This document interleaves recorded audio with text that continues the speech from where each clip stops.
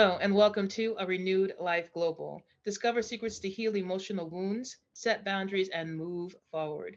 I am your host, Dr. Beverly Carter. The title of today's interview is Transforming Parent Child Relationships from Reaction and Struggle to Freedom, Power, and Joy. And we welcome Naomi Eldort to our platform today. She says, your greatest strength as a parent lies in your courage to doubt yourself and ask questions. You can get the guidance you seek without leaving your home. Naomi Eldort's approach is flexible and responsive to your particular needs and choices. You will find relief and validation while learning skills that resolve problems and bring freedom and joy to your family. Naomi Eldor works with parents internationally. She is committed to lasting results that transform, propel growth, and happiness. Her guidance transforms parent child relationships from reaction and struggle to freedom, power, and joy. We welcome you, welcome you, welcome you, welcome you, Naomi. Thank you for Thank being you, here. Beverly. Thank you for having me. It is an honor and a privilege.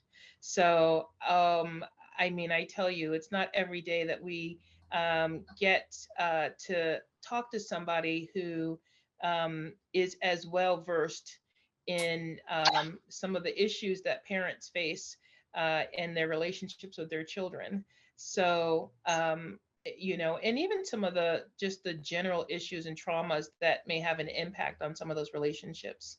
Yeah. Uh, so, while we're going into this holiday season, and I know everything is so polarizing, I just want to ask you,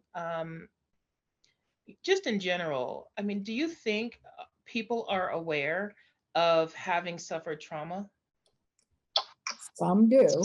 When they had a one or recurring traumatic event, then they Yeah. are. But I think a lot of people, when they think about having to heal from trauma, unfortunately, are assuming it didn't happen to them because they weren't raped or locked in the cupboard or lost their parent or some, big dramatic movie-like, event. And it doesn't have to be that. I would say that equally devastating and hurting our ability to parent is a continuous suffering that the child is not even aware of. And the problem with being a child, it's not a problem, it's wonderful, but as a child, the child has no frame of reference to know that they're neglected or mistreated or oppressed, even in subtle ways. And you can be oppressed with parents who praise you all the time, because praise can be oppressive, creating expectations that the child cannot live up to and become anxious, as one example of something very subtle. So when I work with parents, for example, when they tell me, my youngest child is so difficult, I want to work about him, he's not following orders, he's not good at school. And I say, what about your older child? So, oh no, no worries. That child is so good. She does what you tell her. She's the best in class. And I say to them, let's talk about her. I'm not worried about your youngest because he's already more assertive and willing to not seek approval and to not live up to expectations. I don't force Mm, them. I'm saying it now. I'm yes. making it dramatic, but I'm telling them, your older one, we need to talk about her or him, because being a good child that seeks the approval and the good grades and the good behavior and always being the best, that one is in much greater danger. And so it's just as traumatic to wake up at age 22 or 25 with your first child and you realize that you have to be the perfect mother now and you can't do it. Right. Or you see kids coming out of high school or at the end of high school getting into deep depression or becoming suicidal. And that's usually the best kid in class. What you see in the newspaper, if they did do the deed, is we don't know what happened. This was a Yeah. good child who had all the good grades and everything. So it's exactly um, more problematic when we're not aware of it. And the other Yes. problem when we're not aware of it is we don't work on it. Because people who had raped or abused, that is clear and they know they need to work on it. Yeah. They're more likely, I'm not saying everybody does, but they're more likely to be aware I'm suffering or I'm getting agitated by my child. And it's really because my mother or my father were beating me up or punishing me, and so they're more likely to seek help. While the person who had supposedly wonderful childhood is not going to do that. I want to tell you, when I public speak, and I sometimes get 1,000 people or more in one event, and for sure a few hundreds, and I always ask in the beginning, how many of you had perfect parents? And there's always one person, usually a man, who raises their hand. So committed to my perfect were parents, that by itself becomes a wound. Got it. Because they can't stray from it. They have to somehow prove their parents were great. By the end of the workshop, they're off that. Actually, by the end of the first few hours, they're off that. And I ask them, who of you turned out perfect? Or do you know anybody who turned out perfect? And on that one, nobody raises their hand. And that's when I start alleviating some of their guilt and anxiety about being parents. I said, so you think, because I know that about parents, that you would be the first perfect parent who would raise the first human being who has no emotional issues. Not only it's not possible, it's not even desirable. Because this is what life is about. It's dealing with our own, grist for our own meal, what happened to us, the womb of years being with our parents, and dealing with all the imperfect people around us. Yeah. I can certainly support everything you're saying from my perspective. Even if I just take the responses that I've gotten, say, over this past year from participants in our summits, the majority of those people claim traumas from early childhood that have yet to be resolved in their mid to late adulthood. Yes. So you are so on target. Yeah. Yes. And the thing is, the child is, triggers exactly that which we need to work on. That's why I always say your child is your mirror. Oh, my child is having tantrums. And say, well, let's look at your tantrums. So what hurts? So the trauma is what gets triggered. Exactly that. And if you met a person who's never triggered by anything, please give me a call. I'd love to meet that out of space person. And, I mean, in these days, I mean, I hate to look at the news. People are triggered everywhere all the time. It's with catastrophic and often traumatic outcomes. Exactly. And so much of it is suppressed because it was painful. So especially when I mentioned the non-obvious trauma, I think your question is so important because so many people assume, no, I had a good childhood. I didn't have a problem. But they're still triggered, which means they did, like everybody else. We're all raised by imperfect human beings who had their pain and their pain body, as Eckhart Tolle calls it so well. And sometimes the reason you're not aware of it is because it was so painful, so that you suppressed it, or you're not even aware of it because you didn't have a frame of reference to see it as wrong. So it takes years before you meet other people, you see other life, you see other possibilities, and you go, wait a minute.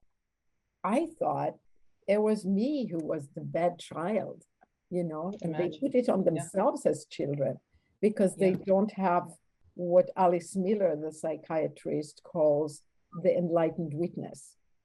So, kids who have traumatic issues at home, if there is an enlightened witness, a grandma, a friend, a neighbor, that they see something else that tells them, oh, I shouldn't be treated this way. It's not me. Something is wrong here. That helps people.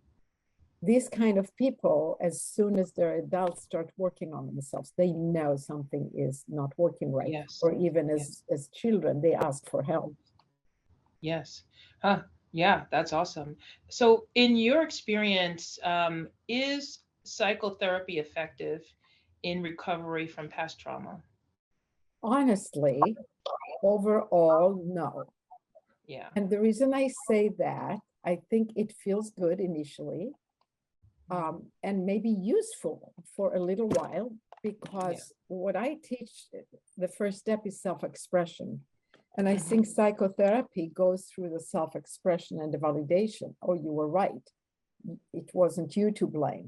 And that's very important.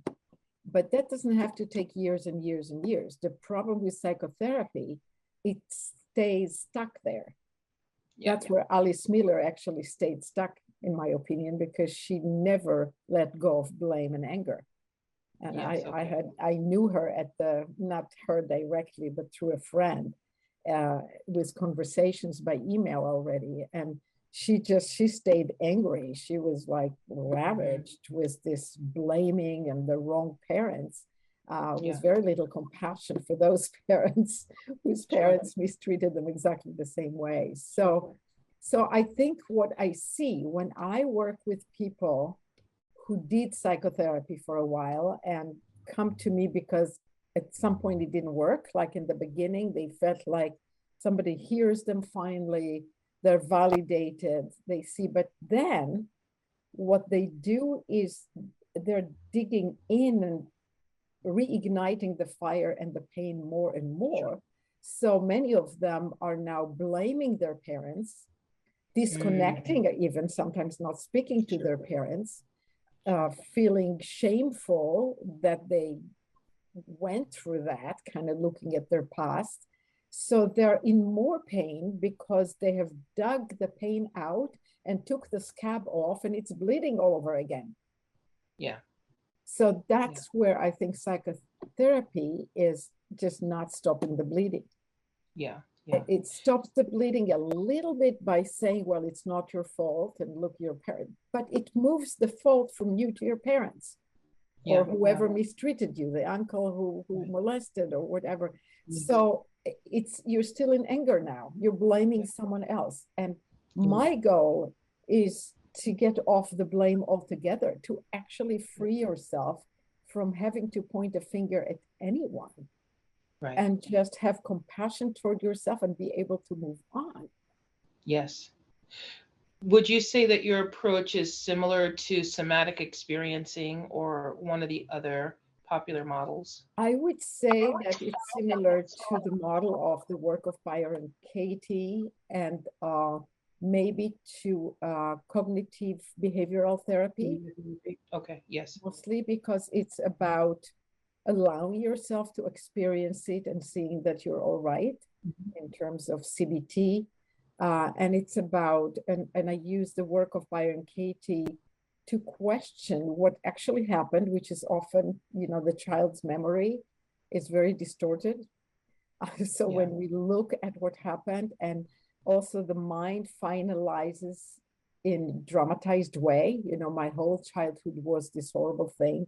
My mother beat me up every day and it's really once in a while. And, it's just, or I had a client who said she was raped at age 14 Mm. and she was over here for a program I call Family Intensive, where people come here, Mhm. stay. I have an apartment. It's a beautiful place. It's like a vacation, but not really because we're working very intensively for many hours a day. But she was sure that her problems with her husband sexually stemmed from rape that she had at age or molestation. I don't remember, at age 14.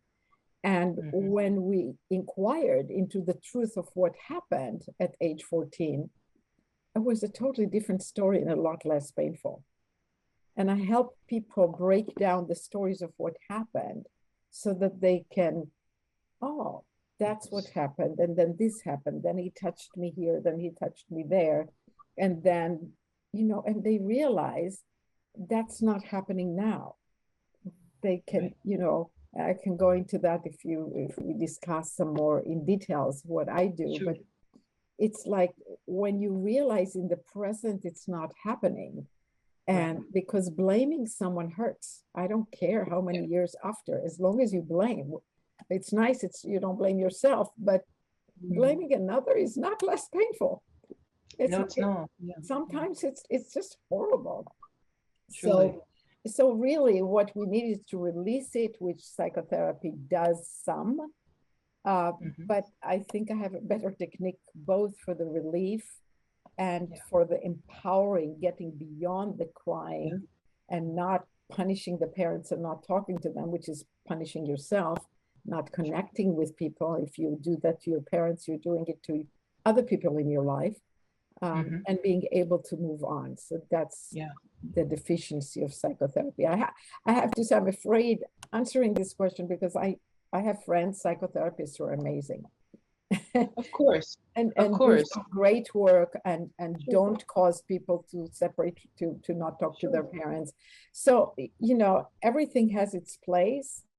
But Yes. I think today we have techniques that go a lot further, a lot faster, with less agony and more actually ability to be emotionally free, which is the goal. Yeah.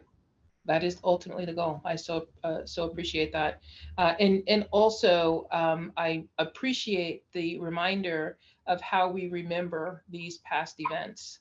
Yeah. There's the reality of what happened, and then there's how we recreated it over time into this ugly monster. And psychotherapy, unfortunately, sometimes make it uglier. Yeah. Oh, yeah. You know, some psychotherapists get so enrolled in the drama, they almost want to help the client dramatize it even more.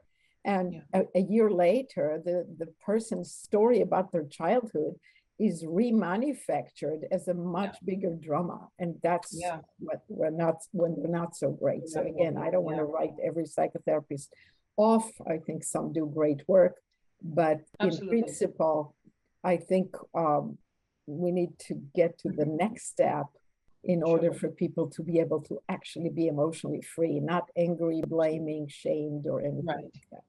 Right. No, well said. So how can we prevent our children from being hurt by um, our past pain if we haven't fully recovered from it? That's what I teach in parenting, which is why I love that you're doing this interview, because I actually want to say most of us will not fully recover in the time that we raise children. And our children help us because they trigger us in exactly what we need to work on. And what I teach parents to give to children as a tool to not be hurt by these things is self-expression and not seeking approval.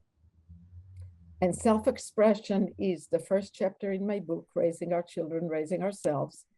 And it goes very at length at what that means, that child feels completely safe to say, express, act in doll therapy or play therapy of any kind, in art.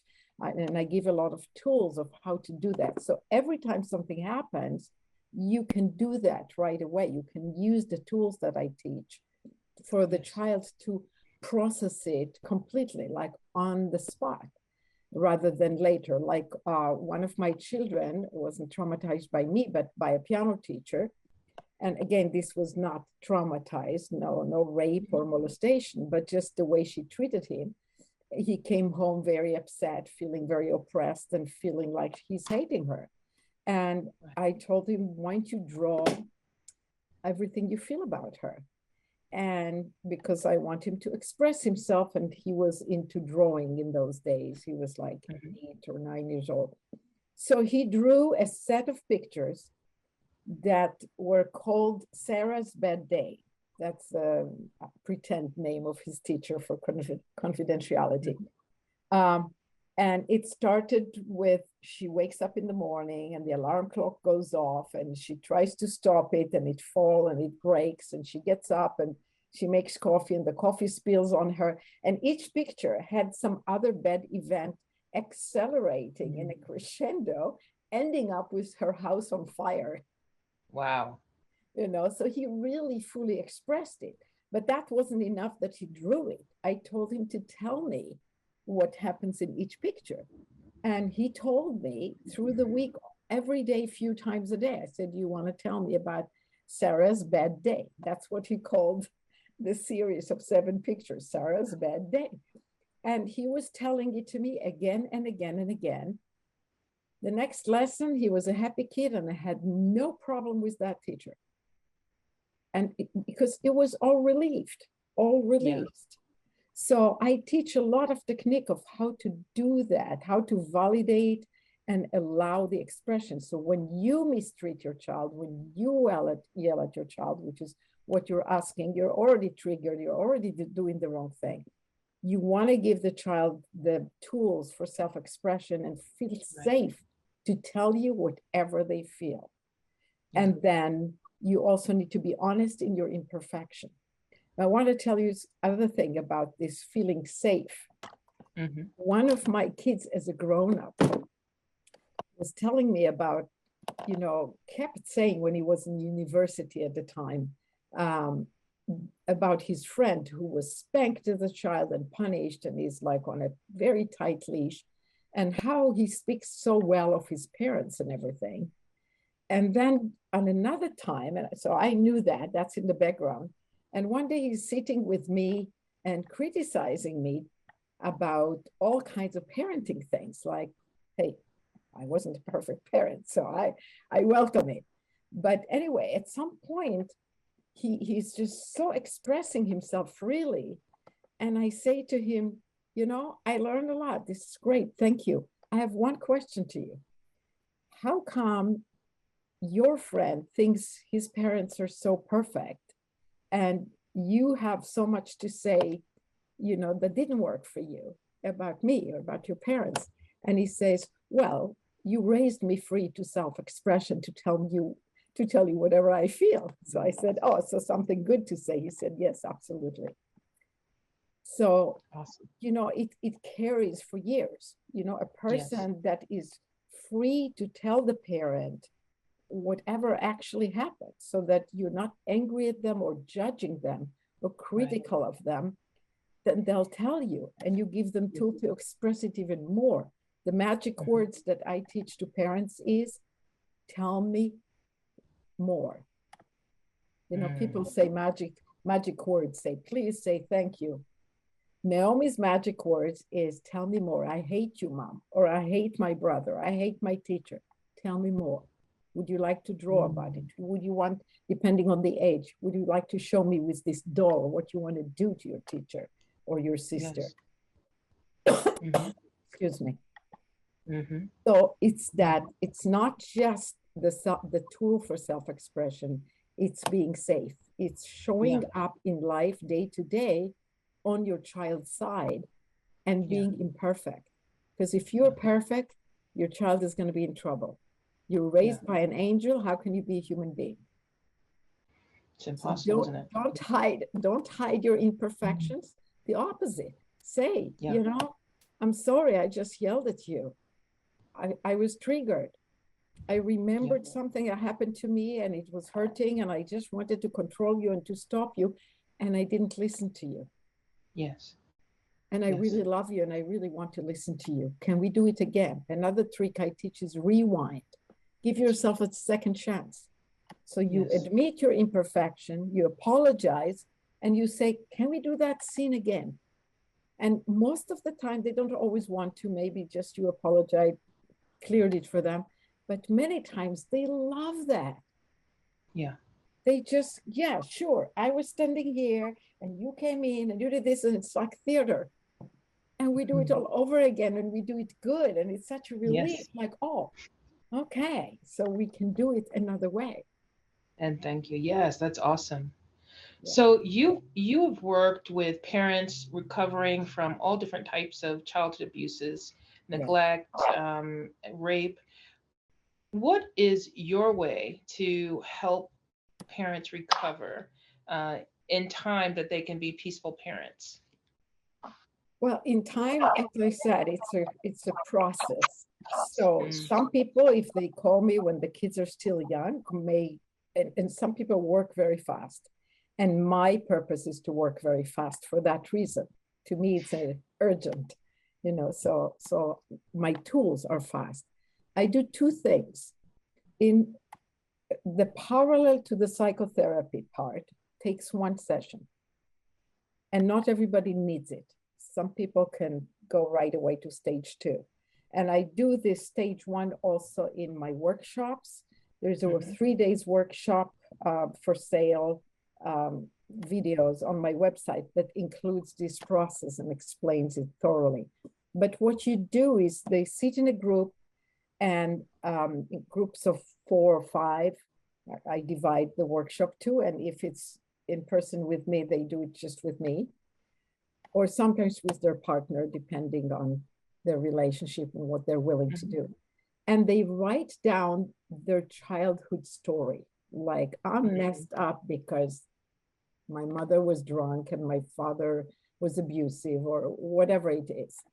And they write the details. This and this, when I was 5, this happened to me. And when I was 10, this other brother was born and ruined my life because he was autistic and everybody paid attention to him and never to me, and he was cute, or whatever it is. And I tell them, just write it all. When they finish writing it, and it can be a few pages, they take turns. This is a very long process, but it's a one-time deal. And they read their whole thing to the group. So they have attentive listeners. The instructions to the listeners, or if it's a session, the instruction to myself is to be absolutely blank face-wise. No reaction to the story. Oh, I was raped. You don't go, oh, you don't do anything. You be a listener that's just neutral, doesn't put their own ego in there. So they read the whole thing, and then they read it again, and then they read it again, and then they read it again as many times as they need, until some of it starts to be boring. When it starts to be boring, it's not hurting as much anymore. They've expressed it a lot. They erase those lines. They read it again with what's left, minus the line, 1 line, 2 lines, whatever they took off. They keep doing that. Eventually, they're left with 1 line, the core of the pain body. That's it. My parents didn't hear me out, which is often the main underneath everything. So now they read that sentence over and over again. Often they cry, and other times they laugh. When they end the process, they just lighten up. When they lighten up, now we can do the second part, which with some people I can do right away, which is more or less the work of Byron Katie for parents. So we do the inquiry, the 4 questions and turnaround. For those of you who don't know, those 4 questions are: first, you write the thought that's hurting you, or a list of thoughts that I guide you exactly what to write on a worksheet. And we ask for each one of them. We look at the validity of it. So like we said, children memory is not always what actually was. My mother didn't love me. I did that again in that Prague workshop that is the 3 days that on sale on my website. I did it with a woman who was sure her mother never expressed love and didn't love her. And we did a process. It took about an hour. At the end, so she asked herself, is it true? And first she said, yes, she didn't love me. And can you absolutely know that it's true is the second question. And she was less sure of herself. I don't remember exactly. And then the third question is, how would you be if you didn't have this thought, or you didn't believe that thought? Okay, so we're not erasing thoughts. That's not possible. But we're loosening the grip they have on us. If you didn't have the thought or didn't believe my mother didn't love me, who would you be today? A much lighter person, you know.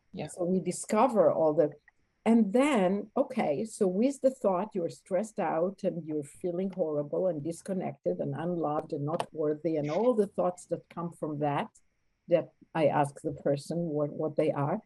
And without the thought, you feel lighter, more loving of your parent, more connected to yourself and to others. So what's the opposite of the thought? Just to see what could be true. So it's the turnaround.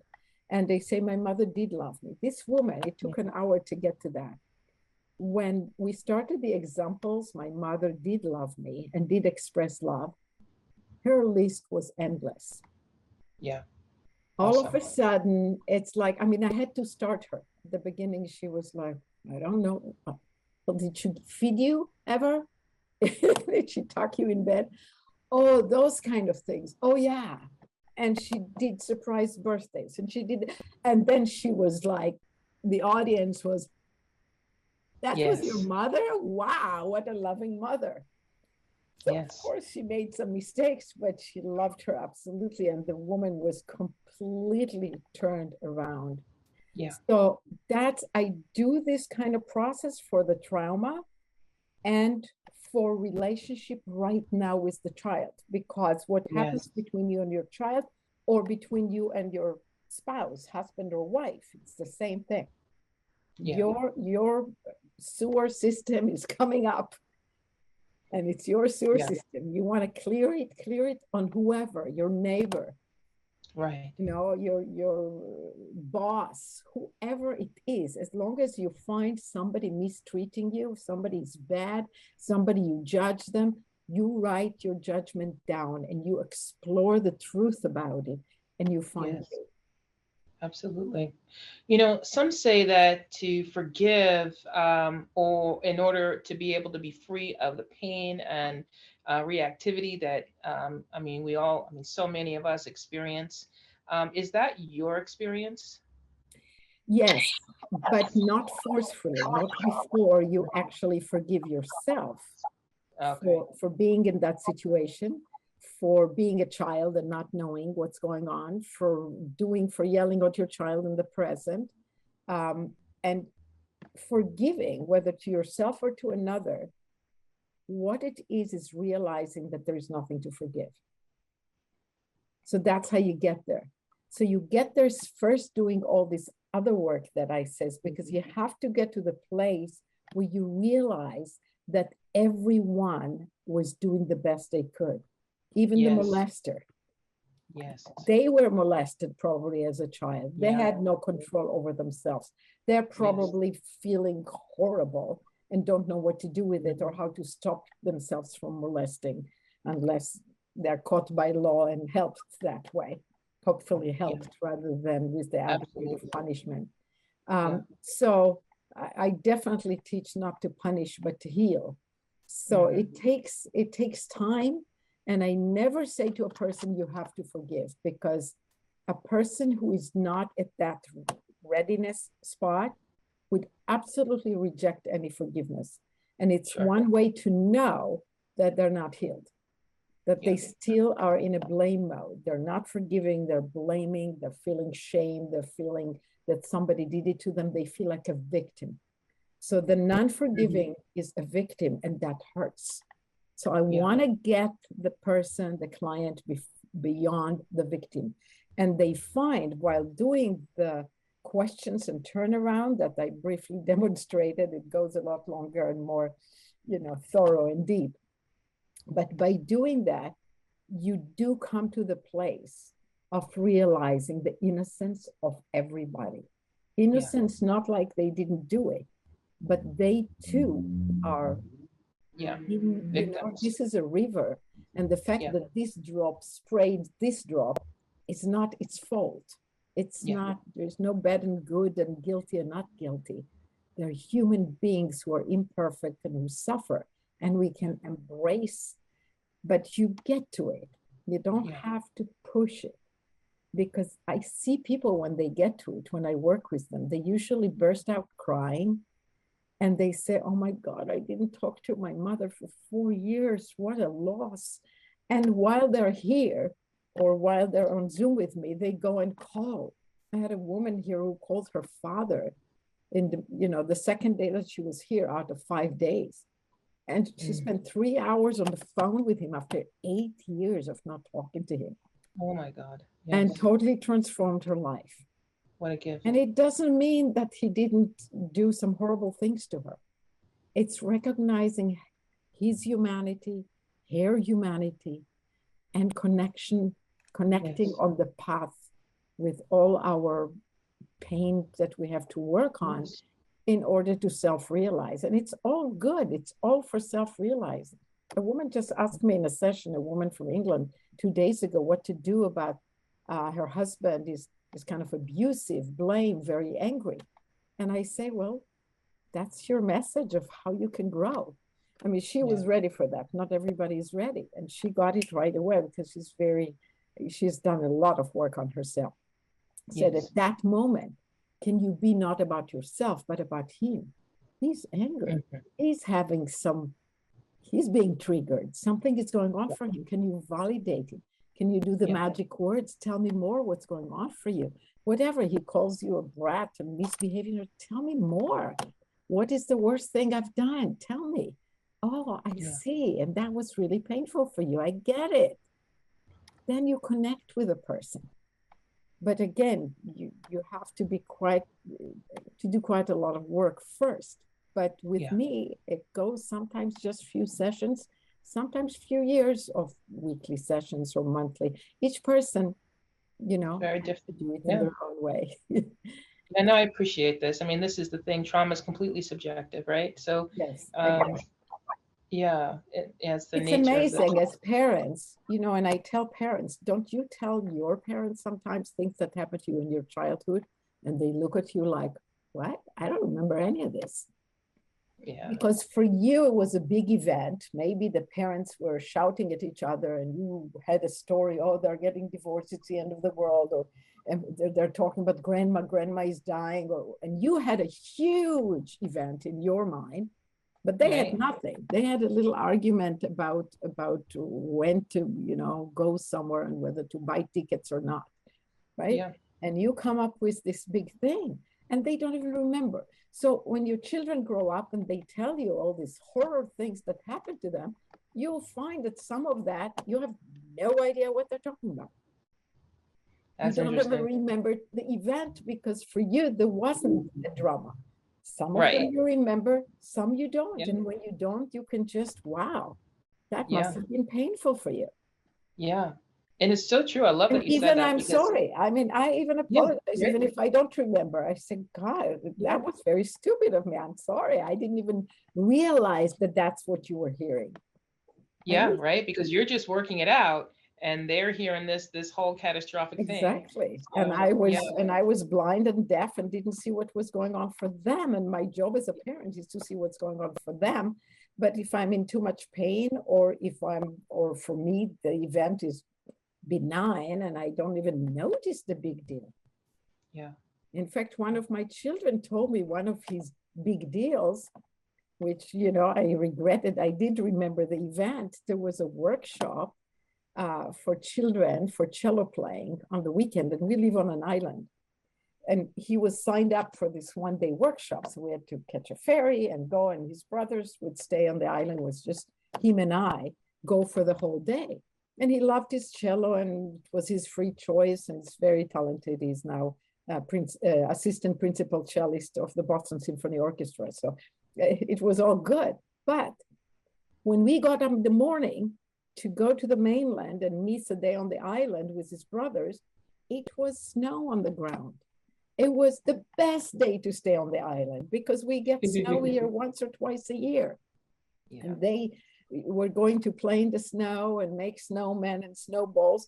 And he was getting on the ferry. And I didn't want to go either. I love those snow days. And I thought he would enjoy the snow days. So I told him, we don't have to go. It's all right if we don't go. And he said, no, we have to go. And we went. And as an adult, he told me he didn't want to go and that I missed the cue as a mother. Like he was caught, in spite of all my efforts to not have any pressure or expectations, he assumed that it's expected of him as a good cello student to go to that workshop, which was really meaningless anyway. But and when he told me that, I almost cried. I said, like, oh no. And you went, he was like 8 years old or 7. He was really little. And you went against your will and you missed that whole day and your mother didn't catch it. How silly. It's all right. Sorry. Yeah. It's not easy. Yeah. So we have those, we have to deal with getting it back and regretting and forgiving. Yes, definitely. So let me ask you, from your perspective, with the knowledge that you've already shared some amazing tools with us, what action steps can be taken to alleviate the burden of trauma and heal emotional wounds? Well, Maybe first steps. yeah. Well, the first thing in principle is to actually, there are like two opposing ideas. But the first one is to express it and be validated and find a good listener. It can be a psychotherapist or a CBT therapist or anyone who would listen, or a friend or a husband or wife. It depends on who you have in your life and whether capable listeners. And do the writing of the whole story and read it over and over again, or tell it however, whatever works for you, but make sure you have a real listener. A real listener has no opinion, not even a pity opinion. Not, oh boy, that was horrible. That doesn't help. Pity Right. party is not what it's about. It's about just Mm-mm. realizing this is what happened to me and not putting value on it as poor you or as heroic you or anything. It's just, this is what happened. Developing neutrality to the story. So the writing it down technique that I mentioned is very good. And then inquiring and realizing in the inquiry that I demonstrated that none of it is relevant in the now. It's not happening now. So what's happening now, like with your child, is happening now with your child, to focus on them. So in the book, I have the SOLVE formula, which is very helpful to parents. It stands for doing the self-inquiry. The S is for self. And then when you did that, you have some freedom. So you put attention on the child. Then the L is listening. So when you put attention on the child, you ask question, tell me more, and the V is for validate. And the E is the empower part, the not staying stuck in the wallowing, poor me, what happened to me, but actually realizing truth and having the power to move on. It's not happening anymore. Even when a child falls and scrape their knee, I love what Byron Katie says about that. She said to a little child who was crying because he fell and scratched his knee so much. And she said to the child, are you crying because you remember the second that you fell? Because that's what happens to them. That's why they scream. And the child stopped crying right away because he just nodded yes, she said. And it was kind of over, like, oh, I'm remembering something. It's not what's happening now. Not feeling guilty, loving yourself. And also, when you have issues in terms of working on yourself, I would say don't do it alone. A lot of people think they can do this kind of stuff alone. But honestly, what I say about that is the instructions to get outside of your own painful box are written on the outside of the box. It is all up to you, but finding the power and courage to ask someone to read the instructions, someone like me or a good friend if they're skillful, to tell you what you see. And your children are perfect at that. So I'm not saying you need someone like myself to translate what the children are saying to you, to your own growth. But parenting is just fabulous, and marriage, because your partners and your children are doing the therapy for you. If instead of shutting them up and telling them to stop, you actually look at your reaction, and with my help or someone else's assistance, or you working on yourself, you turn it from reaction to a response that focus on the child, and you see yourself and you see the triggeredness, the pain that is being triggered, and you work on it in those techniques of inquiry, writing it down, not just the full thing, but the 4 questions and turn around, writing down the sentences, this and this happened to me, and inquiring until you find the truth, until you find peace, because peace is truth. And Yeah. stress, if you're stressed, that means that your thought is not aligned with peace and with reality in a way. Yeah. Gotcha. So, do you believe in boundaries? And if you do, how do we learn to set them after experiencing a trauma in order to heal? So, first, I want to say something radical. No, I don't believe in boundaries, but I Okay. don't mean to never have boundaries when you're still not healed. You need them. Gotcha. I mean that our goal is to be so emotionally free that you don't need the boundaries, that somebody can Gotcha. curse you, calls you name or whatever. And I teach just specifically the YouTube videos about how to teach children to not be hurt when somebody calls them an idiot or stupid or whatever it is. Because when children around me call each other stupid, I say me too. And I give them an example of something stupid I've done. And pretty soon they are in competition with each other who has a more stupid story. And they just learn to have to have humor Yeah. about being human and doing stupid things. And all of Yes. a sudden, the next time somebody calls them stupid, or, my son just told me that his cello teacher, when he was a child, had a kind of sarcastic sense of humor when he would criticize a student for playing it wrong. He would make jokes of it. And my son was never hurt by it. And he said that the teacher told him one time, I really appreciate that you can take the coaching and not get upset by my criticism and my jokes. And my son said he never had a problem with it because the teacher said other kids are sometimes end up crying or feeling bad, and I don't understand why. But that's because my son learned at home Sure. to accept that. I mean, when my husband was quite a tantrumish kind of guy, and I taught my kids to listen to him and have compassion and not take it personally. So much so, one time I came out of a session here, giving a session online, and I hear this, my husband having a tantrum. So I come out like, okay, what's going on?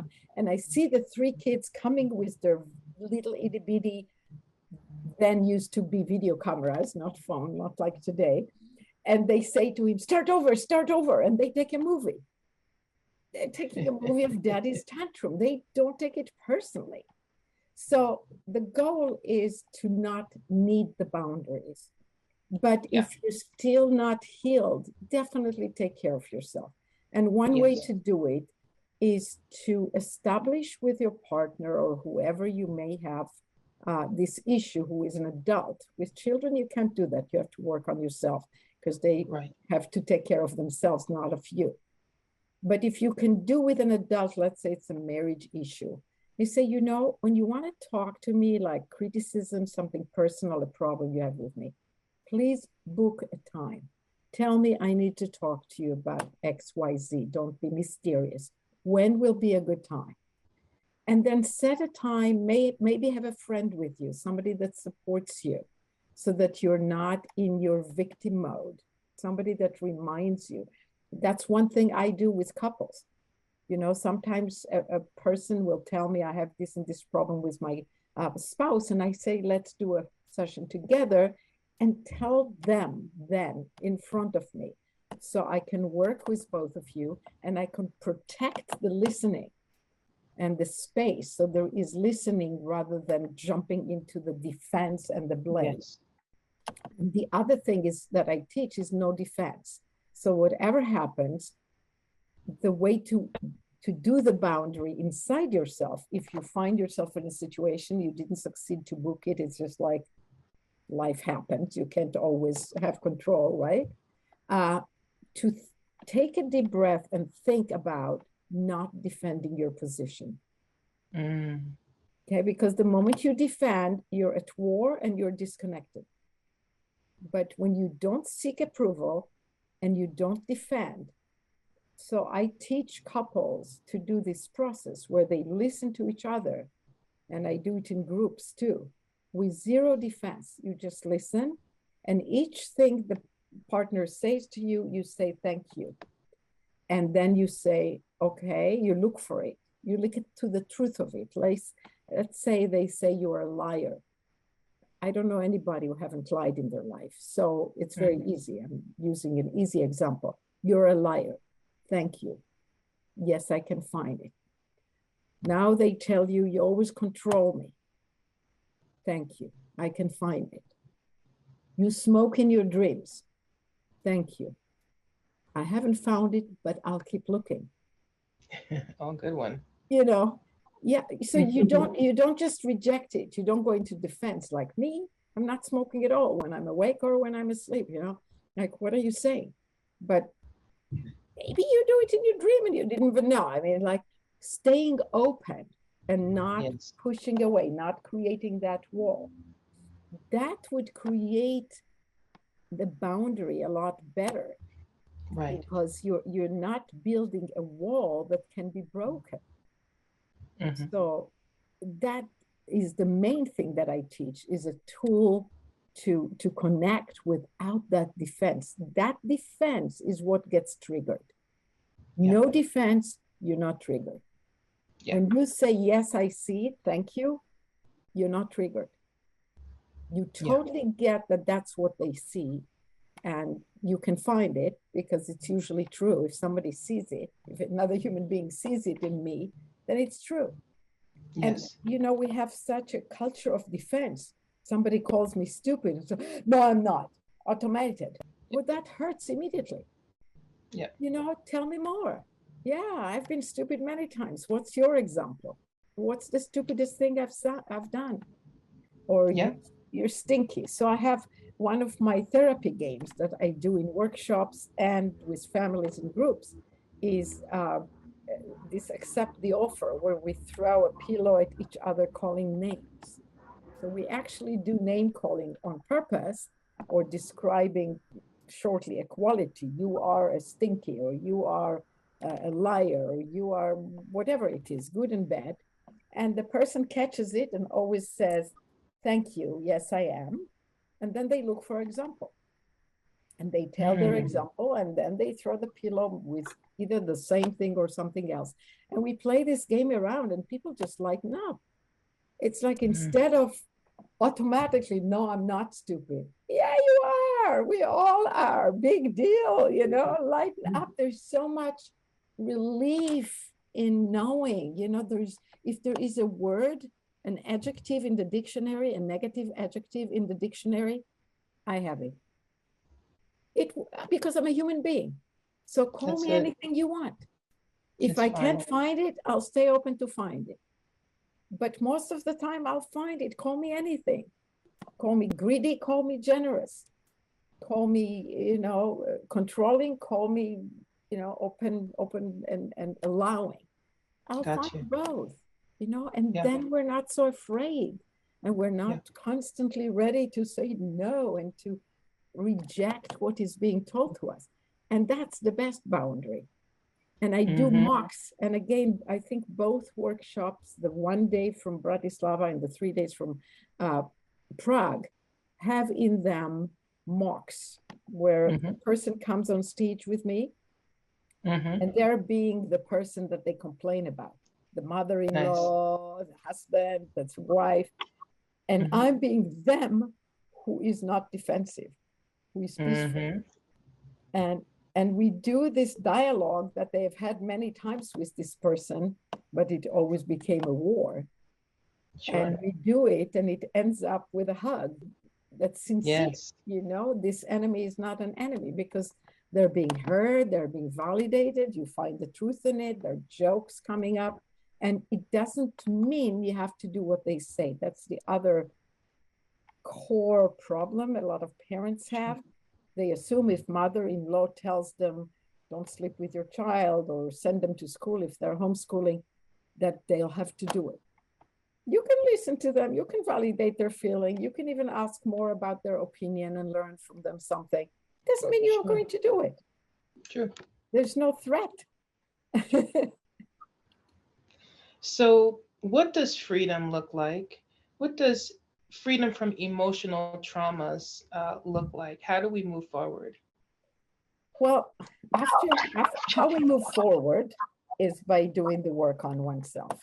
Yeah. And again, I'm giving some tools for other people. It may be yoga and meditation, Right. or cold swim in the ocean, or ice bath, or Wim Hof stuff, or whatever people need to do to uh, pluck themselves out of the grip of this of the computer that runs this show, to the point that the past is in the past. It's not that it didn't happen. Nobody denies what happened. Nobody denies that it hurt at the time, but it doesn't have Right. to hurt now. So when you start coming to a place that it is in the past rather than in the present, then you're becoming free. Then you know freedom is coming and or is present. And the other one is to constantly notice the seeking approval. When you seek approval and defend those two things, you're going to cause pain. So even if you do a lot of work on yourself, it takes time. Those things may come up. And one tool to catch yourself is to, am I defending myself? Am I seeking this person's approval? And believe me, parents are seeking approval of strangers in the playground. It's natural. It's the funniest thing, you do normally you're all nice with your child, but all of a sudden there is another parent watching, and all of a sudden you are strict with your child. Hey, don't do that. And your child looks at you like, who are you? You never do this. But you're pleasing someone else. I have an example in the book about getting out a diaper and an aunt who is pushing it as well. It's a long story, so I won't tell it here because we're probably running out of time. But it's that kind of allowance to be and freedom to be that we're looking for, where we do not seek approval. We're fine with the way we are, and we stay with our child. We stay our child's lawyer, not the stranger's parent lawyer. Yes. Yes. Which is, I have an article in one of the magazines I write for that says the title is You Are Your Child's Lawyer. I write for quite a few magazines internationally, so I actually don't know which one it is. I'm sorry, but I think if you write in a search, You Are Your Child's Lawyer by Naomi Aldort, you'll find it. Lovely. So yeah. That's wonderful. I so thank you for this time. Do you want to share your free gift with the audience? Well, I'm not sure that I've placed a free gift. If I did, then it would be me answering one question. The question is presented, if I gave you that link, in Czech, because it was in Czech Republic, but my answer is in English, just to reassure people. And it's about power over. So we don't want parents having power over the child, but a lot of parents today, with the best of intention of respecting the child and giving them freedom, are letting the child have power over them rather than just over themselves. Autonomy. So that if I gave a link, and I may have, then that's the gift. And it would explain exactly, like it's a 15 minutes talk that explains how to not have your child have power over you. Beautiful. Be autonomous. Yeah. If I didn't, then there's a lot of free stuff on my website, and I hope everybody makes use of it and enjoys it. Articles and videos, as well as things that are very inexpensive. The videos of the workshops are not as cheap, but they can give you what many private sessions give you. So if you don't have money to do private sessions, investing in doing that workshop, it's as if you were there. You would learn so much that it would be, instead of 40 sessions privately. And then you will know what else you want to ask maybe in a private session, but it will be minimal and you save a lot of money. That is wonderful. We thank you so very much. The pearls of wisdom that you have shared with us in this hour. It has been truly wonderful. eye-opening. And on behalf of the audience, I really and truly thank you from the bottom of my heart for being here with us today and for sharing with us today and taking us one step closer and higher to that freedom. Yes, thank you, Beverly, and thank you for doing that. I really appreciate this. Is a crucial subject for everybody. Yeah, We're all truly, in I this believe, boat together. No truly. one goes without having those pains to deal with and issues to get over. It's the truth. It's probably the one truth that we all hold in common, right? You know, there's not, Yeah, I don't that's know the that other many, thing. You're anyone. not alone. For everybody to know, you're not alone. This is just a human condition. When it's not spoken about, that's when it hurts the most. So, Well said. Well yes. said. So we want I to thank be you. on it together. It's all greased for the meal for your children, for yourself. Just keep growing and don't be shy to ask for assistance because we're here for each other and it's hard to do it alone. So well said. Thank you.